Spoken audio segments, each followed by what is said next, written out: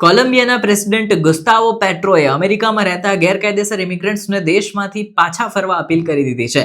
તેમણે social media ઉપર લખ્યું છે કે અમેરિકામાં બિન દસ્તાવેજીકૃત એટલે કે ઇલિગલ જે પણ કોલંબિયન્સ રહે છે તેમને હું અપીલ કરું છું કે તેઓ તરત જ અમેરિકામાં તેમની નોકરી ધંધો જે છે તે છોડી અને શક્ય તેટલી વહેલી તકે કોલંબિયા પાછા ફરે અને આપણા કોલંબિયા દેશનું નિર્માણ કરે. તેમણે કહ્યું છે કે કોલંબિયા સરકાર એવા તમામ લોકોને બિઝનેસ માટે લોન આપશે જેઓ અમેરિકામાં ગેરકાયદેસર રહેતા હતા તે સ્વીકારીને કોલંબિયા પાછા આવશે, પણ આના માટે કેટલી રકમ છે તે હજુ એમને કીધી નથી.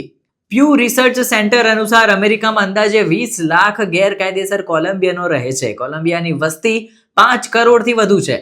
કોલંબિયાના લોકોએ કહ્યું છે કે પહેલા તો તમે દેશના રહેતા લોકોને મદદ કરો. પ્રેસિડેન્ટ વિરુદ્ધ પણ અત્યારે માહોલ ગરમાયો છે. ગુસ્તાવો પેટ્રો કોલંબિયાના પહેલા ડાબેરી રાષ્ટ્રપતિ છે. તેઓ 2022માં દેશના રાષ્ટ્રપતિ બન્યા હતા અને અમેરિકામાં રહેતા લોકોને દેશમાં પાછા ફરવાની તેમની અપીલ ઉપર પણ ઘણી બધી કોન્ટ્રોવર્સીસ ચાલુ છે. આમાં કેટલાકે તો પેટ્રોનું સમર્થન કર્યું હતું તો કેટલાકે તેમની ટીકા કરી હતી.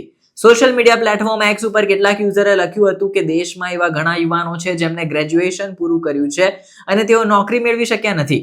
પ્રેસિડેન્ટ પેટ્રો એમને તમે પછીના અન્ય દેશોના સ્થળાંતર કરી ચૂકેલા લોકોને મદદ કરશો અને પોતાના દેશના લોકો જે ગરીબીમાં છે તેમને મદદ નહીં કરો, એ મુદ્દો વધારે ઉઠ્યો છે. કારણ કે ટ્રમ્પ જે છે તે કોલંબિયાના રાષ્ટ્રપતિ ઉપર પણ ગુસ્સે હતા.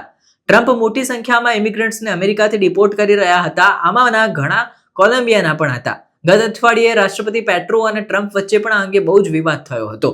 વાસ્તવમાં કોલંબિયાએ 2 અમેરિકન લશ્કરી વિમાનોને ગેરકાયદેસર ઇમિગ્રન્ટ્સને દેશમાં ઉતારવાની મંજૂરી નહોતી આપી. આનાથી અમેરિકા બહુ જ નારાજ થઈ ગયું હતું.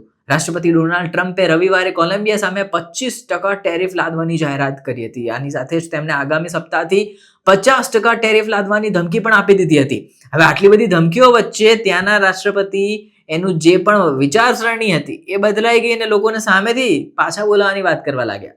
ટ્રમ્પની કાર્યવાહીના જવાબમાં કોલંબિયાએ પણ અમેરિકન સેલ્મોન ઉપર 25% ટેરિફ લાદવાની જાહેરાત કરી હતી, જેના કારણે બંને દેશો વચ્ચે ટેરિફ વોર જેવી સ્થિતિ સર્જાઈ હતી.